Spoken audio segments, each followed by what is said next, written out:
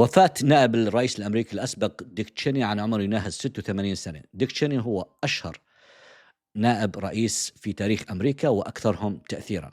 كان نائب الرئيس للرئيس الأسبق جورج دبليو بوش من عام 2001 حتى 2009، وطبعا هو قاد الغزو على العراق والغزو على أفغانستان، وأيضا كان وزير الدفاع في رئاسة بوش الأب من 89 حتى 93، وطبعا هو قاد حرب الخليج الأولى في 91.